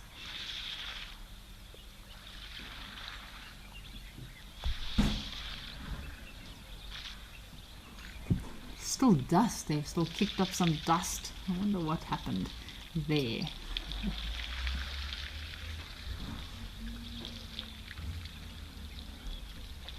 Oh, I do miss that female elephant, tuskless Tammy, in the Congo. I do hope when I go on my trip next year that I will see her. She's also stunted as well. So she's a tuskless female, but she's stunted too. So I think she might have been an orphaned individual that was taken in by a herd. And often what happens with orphaned elephants that get adopted by females, so a female elephant will adopt a maybe little orphaned elephant from a parent from time to time, but a female elephant will always take care of her baby first. So the little adopted infant will then kind of take second place when it comes to feeding, and if there's any predators around, a cow will always protect her own calf first over one that she has adopted. So they sometimes end up a bit stunted and can be easily left behind.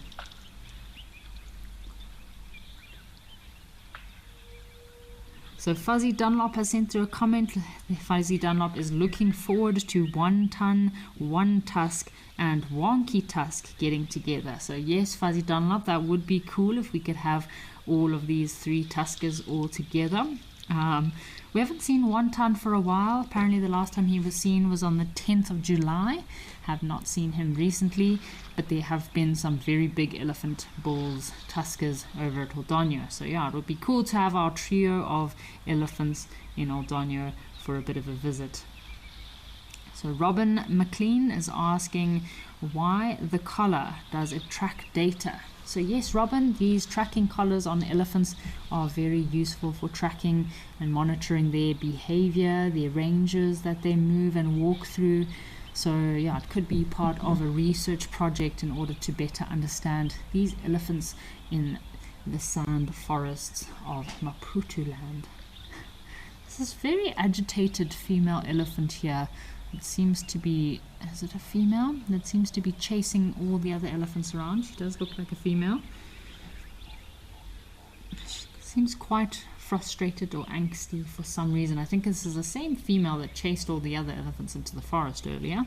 If it was a young bull, you could say he was just in musk, just being a young bull, but it's quite unusual to see a female elephant or elephant cow so frustrated. So yes, Robin, these collars in elephants, so important, not just elephants, but all animals. There's so much money being put into research of many different species of animals in Africa, and it just helps us to better understand these creatures, better understand their needs, their movements, their behavior, so that we can help them at the end of the day. So elephants will often have a collar around their neck, same as most predators like cats, lions, leopard, cheetah. But rhinos often have these very chunky little ankle bracelets. And again, they've just figured out that with rhinos it's safer for them to have an ankle bracelet rather than to have a collar around the neck, because of those horns of theirs, like unicorns. When fighting with each other, it could cause injury. Oop. There's our nyala. Looks like he's might be following some female nyala just in the thicket there.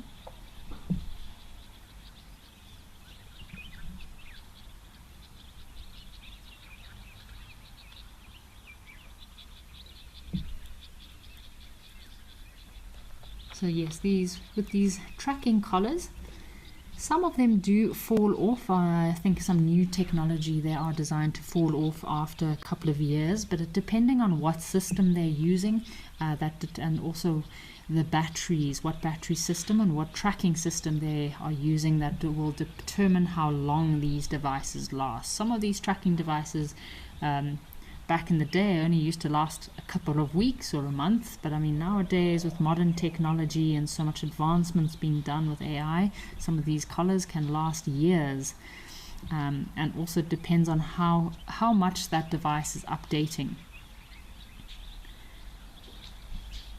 So if the device is sending a signal and updating 10 times a day, that tracking device is most likely not going to last very long. Whereas if you have an uplink once a day, then it is those devices will last much longer.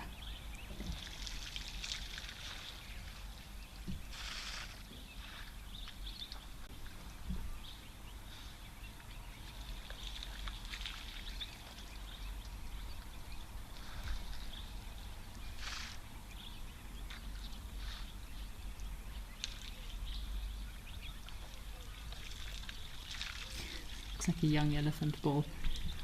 He looks like. Join me for a magical safari to India, a wildly exotic land of tigers, temples and Kipling.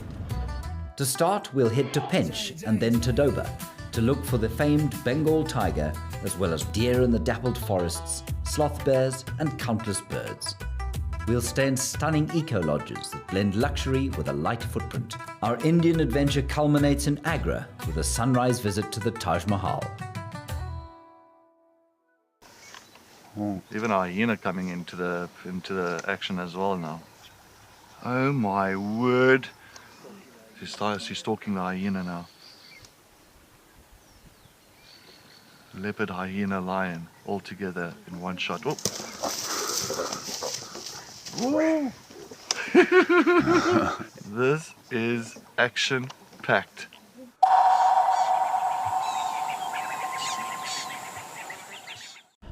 My full name is Cedric Leslie Dold. The best driver at Wild Earth, it is me. I believe I'm the best driver. I think so, because best part of my job, I say, is just to try and look out for these animals, track them down. I love tracking animals. I love looking for, fresh tracks, and if you can find them, it's just at the moment of accomplishment. If I wasn't a presenter for Wild Earth, I would be the drummer for AC/DC.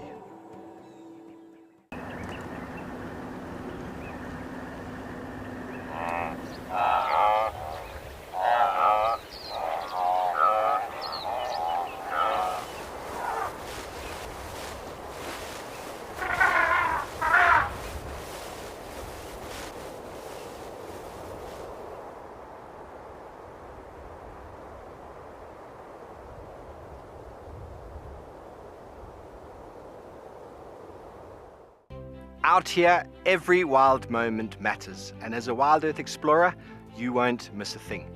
Watch the Wild Earth channel, ad-free 24/7, where you can even rewind and watch something again. Get access to behind-the-scenes videos, fireside chats, and access to early travel offers. It is the best way to stay connected and be part of the Wild Earth family.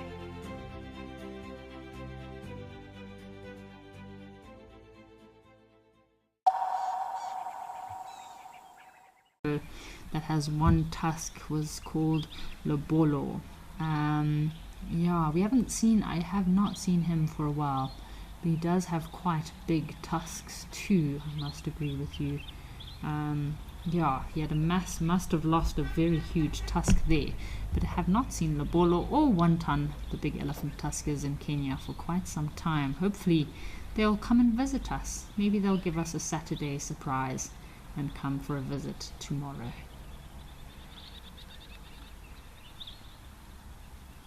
Again, very unusual. Have a look at these two elephants here. They've got very long, spindly tusks, very long and thin. Very much forest elephant type tusks. So forest elephants compared to your savanna elephants have very long, thin tusks as opposed to very thick, broad tusks. And the eyes of forest elephant for me are very different compared to savanna elephants, and also can kind of send a shiver down your spine. The forest elephants, because they spend so much time in the forest compared to being out in the open, this is an adaptation because of the amount of poaching pressure they have been under. Forest elephant eyes have actually adapted to changing to see better in darker environments. So I've seen forest elephants with golden eyes, yellow eyes.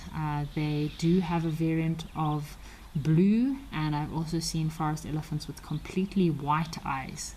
They look like vampires lurking out from the darkest depths of the forests of West Africa. Sandy Franklin, hello Sandy Franklin, and thank you for joining us. You have just woken up today. Apparently you had a bit of a late wake up, but thank you for joining us nonetheless. We have been chatting today about elephants. Elephants have been the topic of the day. Elephants and their tracking devices, collared elephants, how important it is for conservation and for scientific research. Rhinos, tracking rhinos with collars as well, and the tricky situations you can get yourself into. If you are tracking rhinos or on foot, especially with black rhino, I do suggest you make sure you're very good at climbing trees. I used to do black rhino tracking in KwaZulu-Natal, in Zululand on the Jozini, and you definitely have to make sure you're very good at climbing trees, because you definitely ended up in trees on multiple occasions bumping into very grumpy black rhinos. They're not as easy to encounter and approach as white rhinos. White rhinos are very understanding, very placid. They're like calm unicorns. Black rhinos are not like calm unicorns. They are very short-tempered. Isn't this lovely, watching these elephants, lovely elephant herd down here, having a drink. And I think we'll have a bit of a quiet moment, folks, just to take in the scene. I know it is Friday, we're all super excited for the weekend, but it'd be great to have a little bit of silence, a bit of quiet before the chaos of the weekend begins.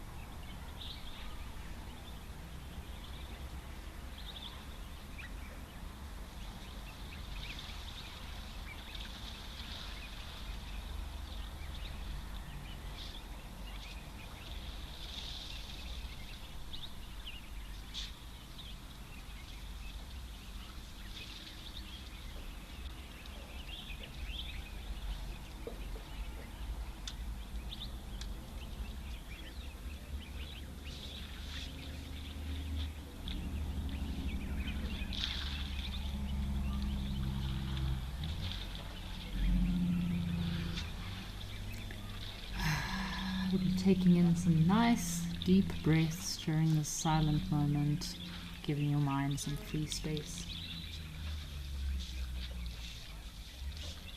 Alrighty folks, since we are in the silent moment phase, I think let's head across to Stony Point and enjoy another quiet moment there.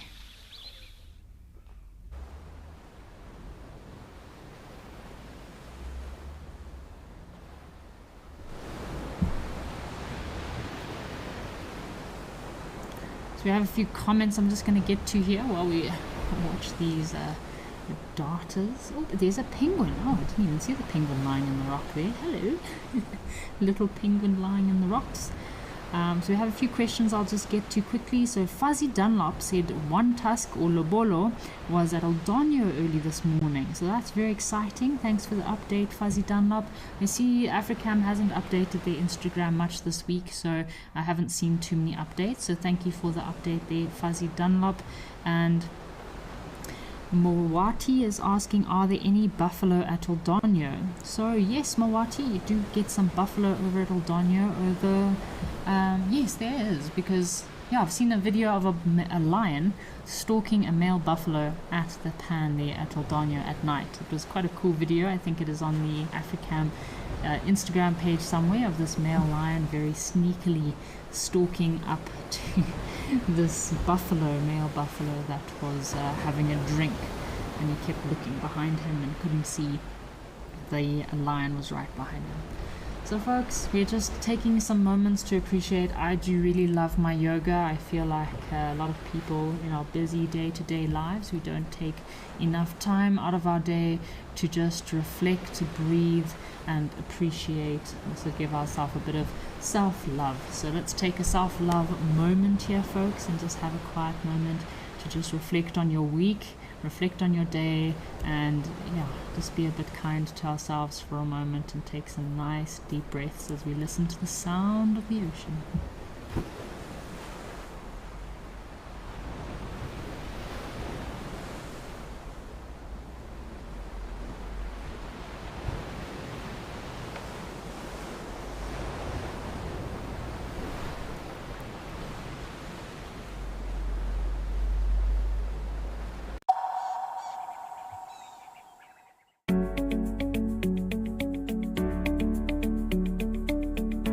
Well, everybody, looks like we have just located on a beautiful leopardess known as Tlalamba.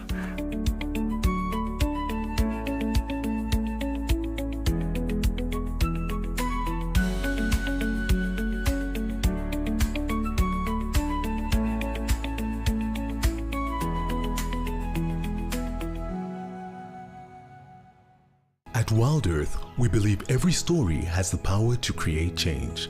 That's why we've launched the Wild Earth Impact Foundation, a non-profit dedicated to conservation and social impact. By showcasing conservation stories, we can change lives, protect nature, and empower communities. We have partnered with Empowers Africa to accept tax-deductible donations from US donors. Your donation will help fund critical programs that support our mission. Join us and be part of the change.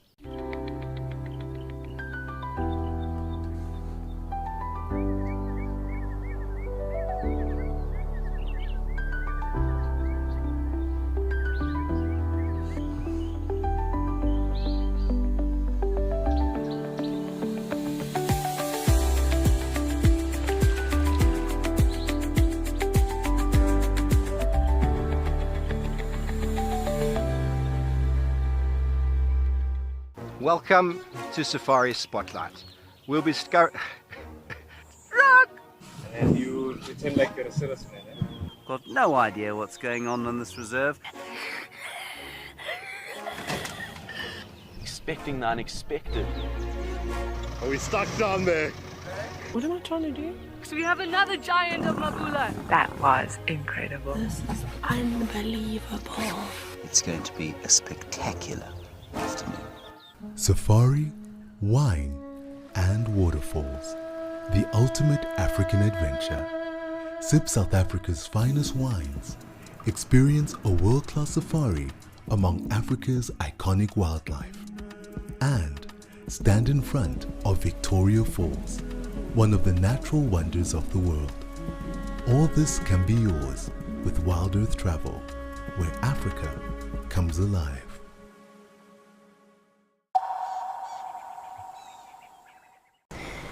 Yes, I do love Stony Point. I feel like the ocean is one of my peace remedies, and it's just great to just listen to the sound of the waves, the sound of the ocean, just close your eyes for a moment and just find a little peace in your heart and soul.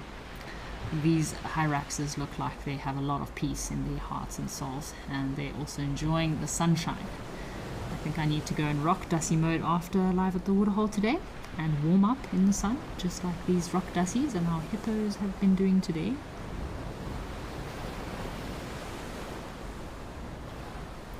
So Mac 23 GLS is beautiful bay at Stony Point. Those creatures at Stony Point are cute. So these are hyraxes, Mac 23, or rock dussies, little rock rabbits. They like to hang out in these very rocky areas, normally occurring in colonies of anything between 5 to 20, 30 individuals all in one little family group together. They're quite unusual little creatures. They don't spend much of their time in a day feeding, maybe only less than 15% of their day. They'll very quickly scamper down to grass level, go feed on some grass. They're herbivores, they'll mostly feed on grass and leaves, and the rest of the day they spend resting like this up in the sun. Oh, check out those little fangs. So you can see their teeth.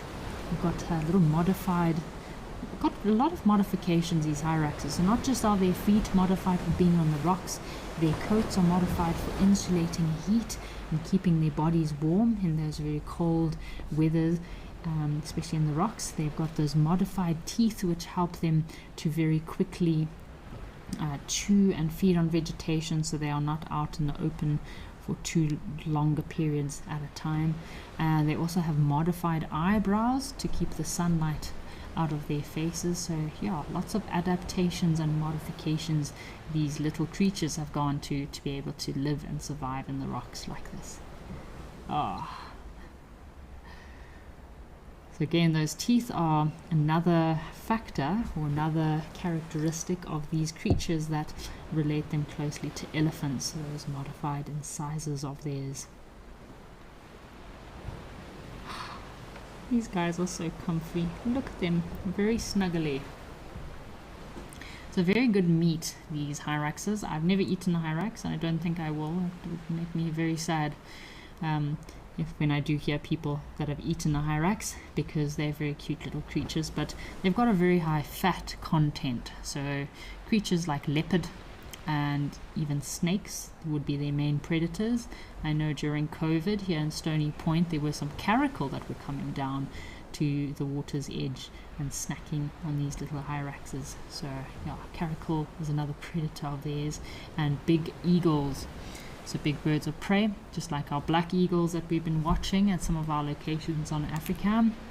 90% of the diet of these black eagles or Verreaux's eagle are these little hyraxes. So they have to have a very good sense of eyesight in order to detect predators flying over, so they can quickly disappear into the rocks and find safety. So Lucy says, beautiful scenery. Thanks, Kerry, for sharing. This is a beautiful scenery, Lucy, isn't it? I'm just laughing at this little hyrax. It's got its little toes, toes sticking out there on the rock. So again, another rock jumping creature is those Steenbok. No, not Steenbok, sorry, your klipspringer. And just as these hyrax have modified feet, so do the klipspringer have these very uniquely shaped and modified, almost like stiletto heels as hooves that they bounce on the rocks. It's a very interesting modification for them to be able to live in these rocky areas.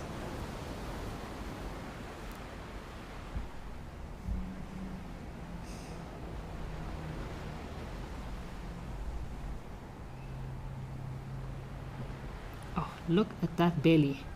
I think there's definitely quite a lot of winter fat that would need to be worked off on this Hyrax when summer arrives. That is quite a pouch on his tummy he's got there.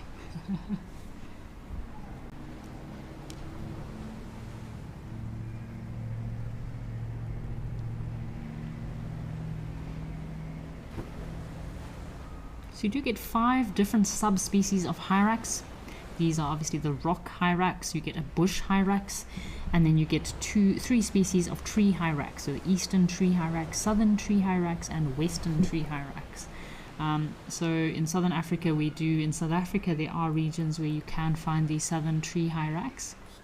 And I have seen the western tree Hyrax over in West Africa. Alrighty folks, seems like we've got some activity over at Elephant Pan. So it's been lovely being here at Stony Point, but let's go to Elephant Pan to see what has arrived at the waterhole in Botswana.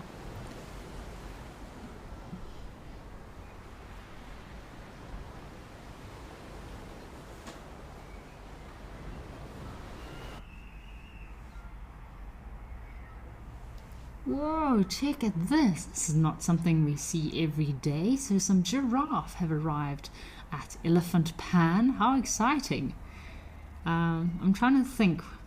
So I've been on safari twice to Elephant Pan and I haven't seen giraffe at the waterhole. Of course we did see, so Elephant Pan, this lodge, is located just outside of Moremi Private Game Reserve. I think it's probably about a 20-minute drive to Moremi Private Game Reserve, or Moremi Game Reserve Gate, and then it's also just located just outside of Kauai Community Reserve. So in Moremi and Kauai I have seen giraffe quite a bit, but it's nice to see the giraffe coming through to this pan in itself. A lot of the animals that live in these private concessions as well as national parks, they can move freely to these camps that are just outside of the reserves. And yeah, it looks like mostly females, maybe 2 males, but yeah, lovely to see a tower of giraffe coming through.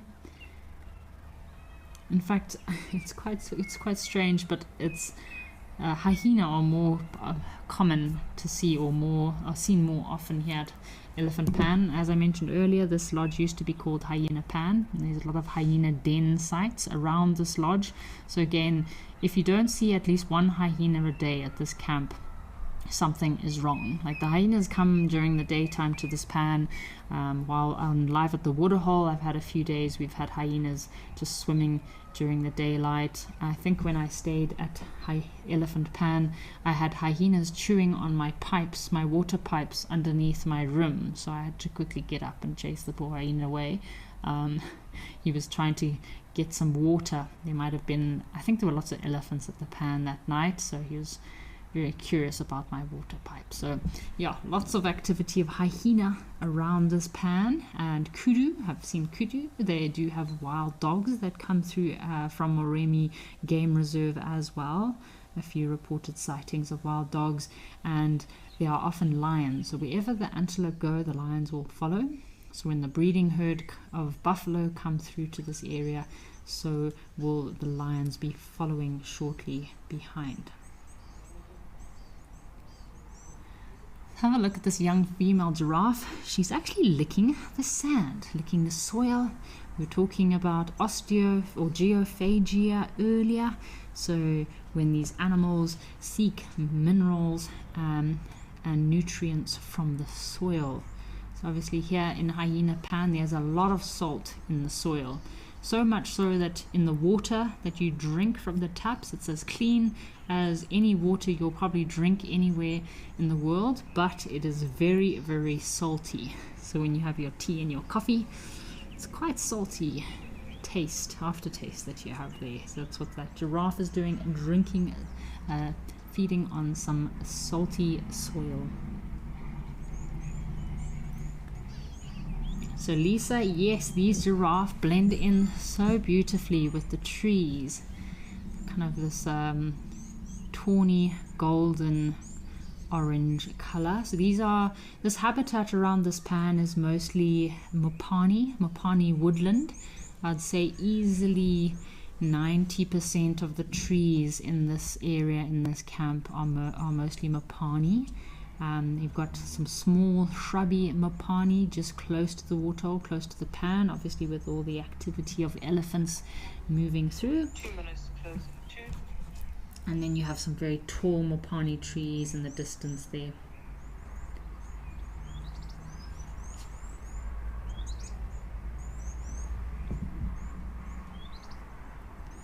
Look at these giraffes. So special to be able to see them here at Hyena Pan. Elephant Pan.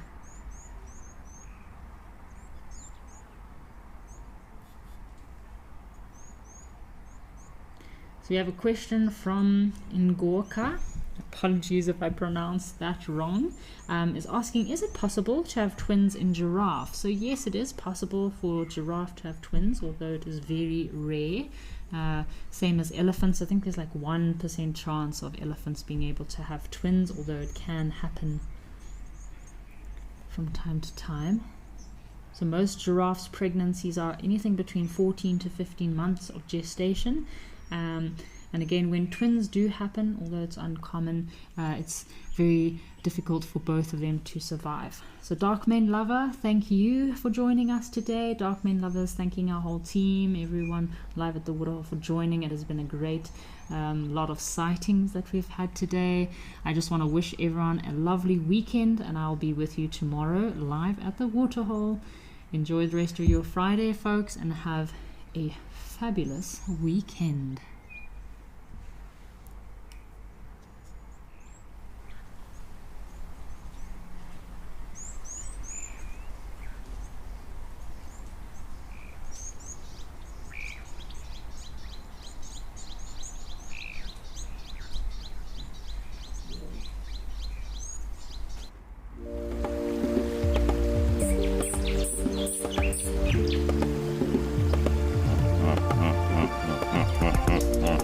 Welcome to Safari Spotlight. Come with us and discover some of South Africa's wildest places, the Lowveld, the Eastern Cape and the Waterberg. We will be tracking some amazing wildlife. Our locations are unique and diverse with captivating charm and character, all